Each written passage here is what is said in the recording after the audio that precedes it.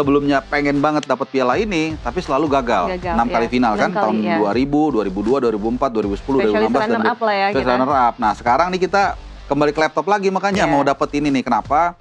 Karena ini penting buat meningkatkan mentalitas para pemain, validasi pelatih juga, dan juga untuk memberikan dahaga fans lah gelar gitu.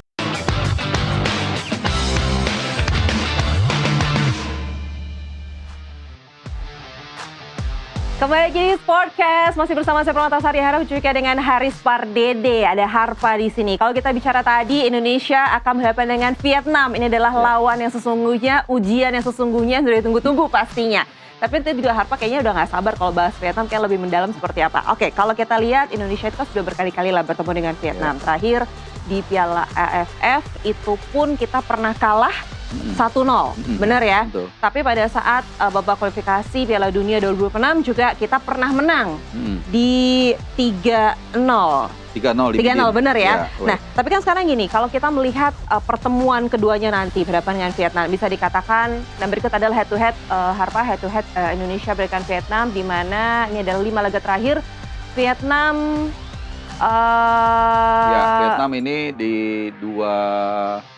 di kualifikasi Piala Dunia, ini kan kita menang 3-0 yang away ya, di Midin, lalu kita sempat menang 1-0, kemudian juga di Gelora Bung Karno melalui gol dari Egy, itu lemparan ke dalam, kemudian juga kita pernah menang 1-0 juga sebenarnya di Piala Asia 2024 awal ya, 2024 awal ya betul, melalui gol dari titik putih dari Asnawi yang itu meloloskan kita juga untuk pertama kali.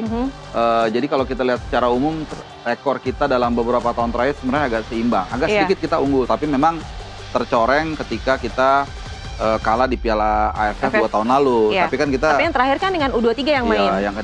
Yang main kan bocah-bocah kan. U22 karena waktu itu kita mateng juga tapi. Iya, tapi ya sulit lah lawan Vietnam kita dengan skuad yang senior saja agak perlu effort lah gitu ya, dan saat itu kita kan fokus untuk mau ngejar lolos Piala Dunia kan, karena kita waktu itu akhir 2024 persiapan bulan Februari itu lawan Australia, jadi orang semua udah kasarnya tuh udah nggak peduli dengan AFF lah gitu ya.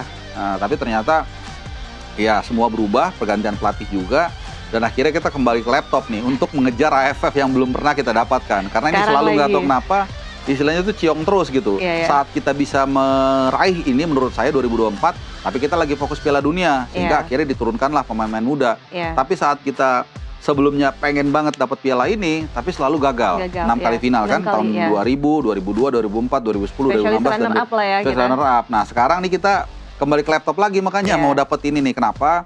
Karena ini penting buat meningkatkan mentalitas para pemain, validasi pelatih juga, dan juga untuk memberikan dahaga fans lah gelar gitu. Tapi bagaimana kalau Harpa sendiri melihat Indonesia akan berhadapan dengan Vietnam tanggal 3 Agustus nanti, apakah akan ada perubahan atau seperti apa? Perubahan dari skuad Timor Leste 100% pasti. Nggak mungkin lawan Timor Leste turun dengan kekuatan saat menghadapi Timor Leste kan. Misalnya Rizky Ridho pasti kembali lagi, kemudian penjaga gawang itu Nadeo.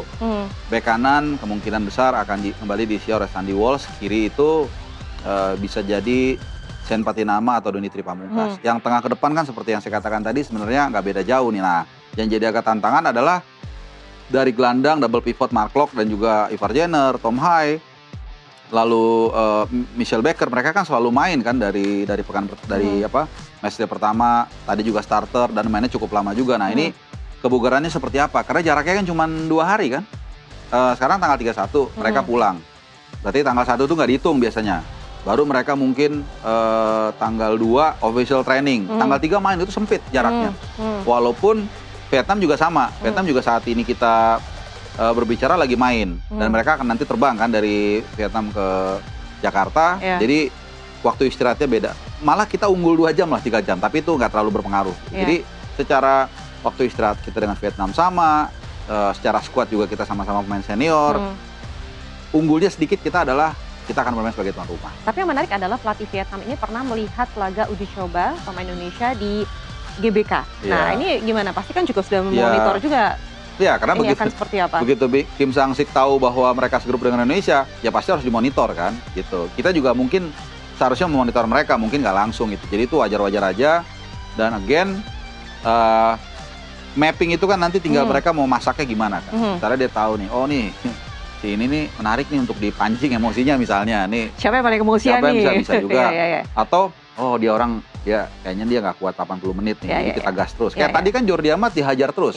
Begitu John Hartman langsung mau lebih menyerang, lebih garis pertahanan tinggi, itu serangan baliknya diarahkan ke Jordi Amat terus. Jadi musuh pasti mempelajari kelemahan dan kekuatan kita. Tinggal bagaimana kita juga mengcounter itu dengan strategi yang pas sehingga kita tidak bisa dieksploitasi lawan. Oke, sekarang memasuki menit ke 23, mungkin saat ini sudah ada di pertandingan Vietnam. Masih 0-0 ya? Berapa dengan Singapura masih 0-0. Masih 0-0. Nah, masih 0-0 nih, masih update nih.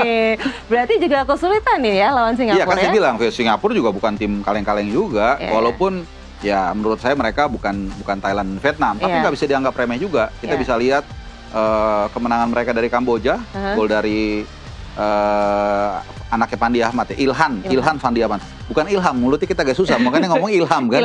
Ilhan Fandi Ahmad. Itu kan juga secara individu skillnya cukup bagus, tinggi, menjulang juga, cukup bahaya juga. Jadi Vietnam ini nggak gampang juga, walaupun mereka sekarang main sebagai tuan rumah kan. Gitu. Jadi Vietnam nggak gampang, Singapura juga nggak gampang. Singapura juga gampang. Kita berharap mereka seri. Oh gitu? Iya dong, biar mereka sama-sama nggak ada yang nge-catch up kita. Jadi kalaupun seri memang Singapura kan 7 poin, kita 6, tapi kan kita unggul 1 pertandingan gitu. Mungkin kalau boleh milih malah kita milih kalau terpaksa ada yang menang Singapura aja. Singapura aja, Kalau bagus-bagusnya imbang aja. Ya iya, kalau menang mendingan Singapura yang menang. Kalau harus milih menang, tapi yang paling ideal menurut saya adalah imbang buat kita. Ya. Oke, tapi kalau misalnya kita bicara gini, dari the winning team terakhir melawan Vietnam yang tersisa skuad Garuda saat ini hanya Rizky Ridho, Ragnar, dan juga Tom Hai. Nah, ini seperti apa? Ini berarti bicara dari waktu kita di kualifikasi Piala Dunia ya, yang kita menang 2 kali back to back.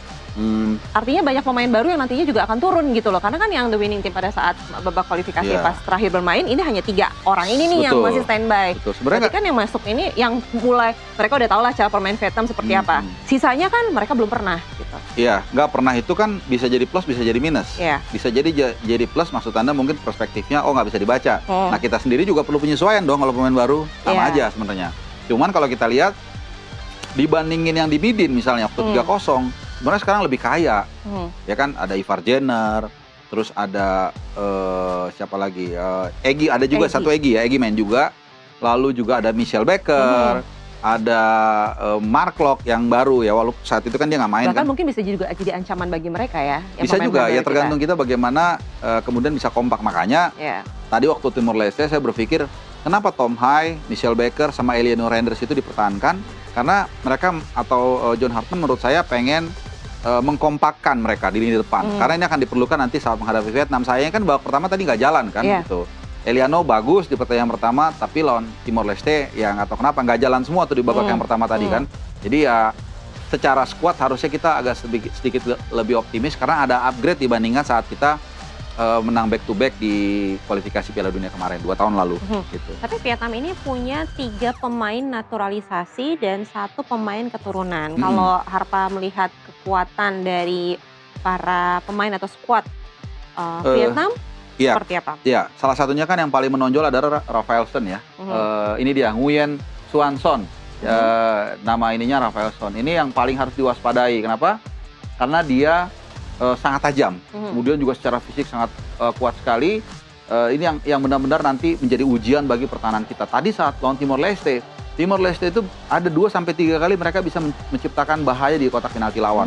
Sayang memang skill dasar mereka atau beruntungnya skill dasar mereka itu kurang mumpuni. Tapi kalau nanti ada menghadapi Vietnam, yang mana mereka akan, perkiraan saya akan lebih banyak memberikan tekanan, dan ketika mendapatkan peluang, bukan tidak mungkin mereka bukan bisa langsung mengkonversi menjadi gol. Makanya harus hati-hati dengan terutama tadi Rafaelson atau Nguyen Van Son tadi ketika mereka mendapatkan bola. Jadi tantangan itu sangat besar. Kita nggak bisa lagi main seperti saat menghadapi Kamboja dan Timor Leste. Lawan lebih menekan, lebih mungkin banyak peluang. Kita lebih sulit menekan, bahkan mungkin peluang kita nggak akan bisa sebanyak Timor Leste. Jadi kalau kita nanti dapat 1-2 peluang, harus klinikal, harus bisa langsung ciptakan gol untuk bisa mengamankan 3 poin dan kemudian kita bisa ke Singapura dengan lebih tenang. Tapi ada satu pemain yang disorot saat ini dari Vietnam, ada Doan Van Hal yang seringkali memicu kontroversi dan mainnya kasar gitu. Nah ini bagaimana Anda melihat sosok yang satu ini? Apakah nanti ini juga menjadi salah satu pemain yang patut diwaspadai oleh pemain kita atau bagaimana? Ya nanti Kita lihat sendiri. kita bisa lihat pasti disorakin. Pasti disorakin.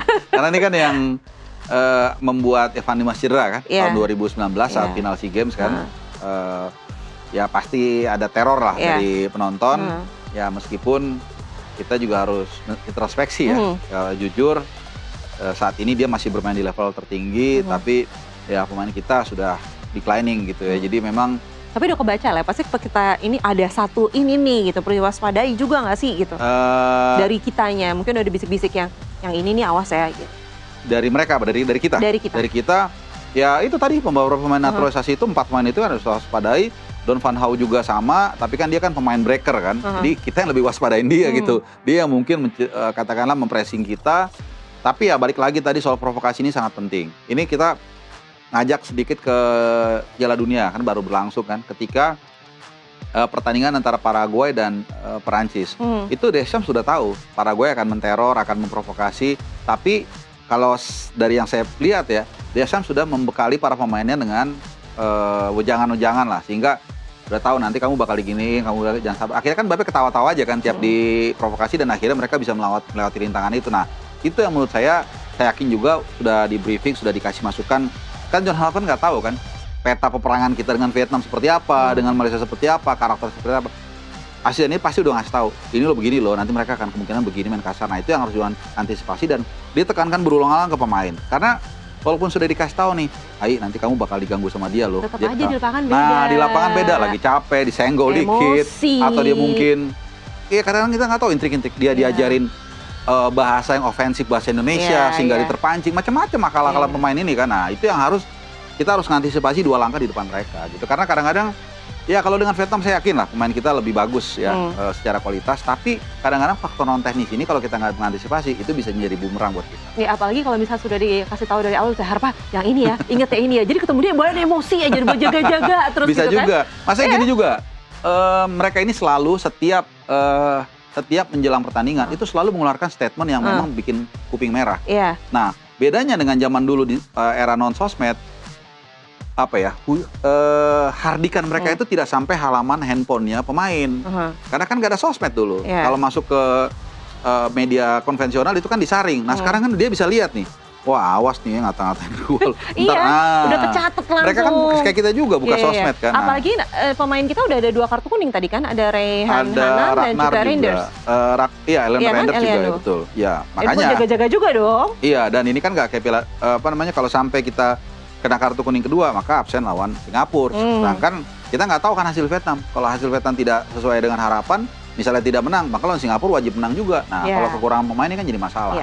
Nah, pertanyaan gini, kan ini nanti Vietnam hadapan dengan timnas Indonesia akan bermain di kandang di Pakansari. Nah, ini akan menjadi satu keuntungan bagi kita atau malah jadi keuntungan itu jelas.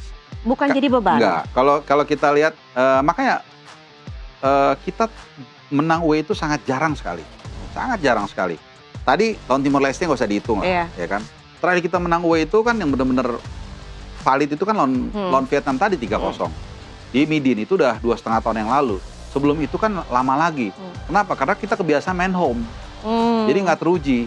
Nah tadi kita aja dengan Timor Leste aja main away aja, babak pertama kesulitan. Selain memang ada rotasi, tapi begitu kita biasa dimanjakan dengan teriakan penonton, dengan backup suara mereka yang luar biasa keras, tiba-tiba sunyi itu beda. Tiba-tiba diem. Nah nanti begitu di Pakansari suara itu kembali, mereka pede lagi, pasti itu akan membantu mereka. Karena kalau di kandang kita tuan rumah pasti lebih diuntungkan pasti diuntungkan. Secara emosional dan lain-lainnya. Oke, nah kira-kira kalau misalnya nanti apa saja yang perlu dipersiapkan Herdman saat bertemu dengan Vietnam selain provokasi itu tadi gitu ya? Apa kira-kira yang patut digaris bawahi? Catatan penting kita harus menang. Yang pasti kebugaran itu menjadi portion yang sangat penting. Kenapa? Karena pertandingan ke pertandingan ini nggak terlalu jauh jaraknya. Kemudian ada penerbangan juga yang harus dilalui dari Thailand itu kan mungkin sekitar 3 jam ya, lumayan juga loh itu. Dan jaraknya dikit, hanya ada waktu untuk 1 hari untuk memulihkan kebugaran, 1 official training, kemudian lawan Vietnam ini akan demanding. Karena mereka, saya selalu referensinya itu waktu Piala Asia U23. Itu mereka lawan Saudi itu luar biasa. 120 menit mereka lari terus-terusan. Nah, walaupun nanti nggak 120 menit ya karena masih babak grup. Nggak mungkin juga kan masih babak grup kan. Nah, kita kan dipaksa terus lari terus. Nah, ini yang harus diantisipasi pertahanan kita yang biasa menghadapi Kamboja, biasa menghadapi Timor Leste, tiba-tiba kita akan menghadapi tim yang sangat agresif. Nah, ini yang harus diantisipasi karena kalau kita sudah tidak kebobolan maka minimal kita seri nggak kalah. Nah, tinggal pemain depannya aja nih seperti apa. Eliano, Tom Hai, kemudian juga Michel Becker bisa kemudian bermain sebaik ketika menghadapi Kamboja. Oke, kita akan bedah pemain, ini adalah lini per lini antara pemain Indonesia dan juga Vietnam. Tapi selain satu ini, jadi jangan kemana-mana, Sportcast akan segera kembali.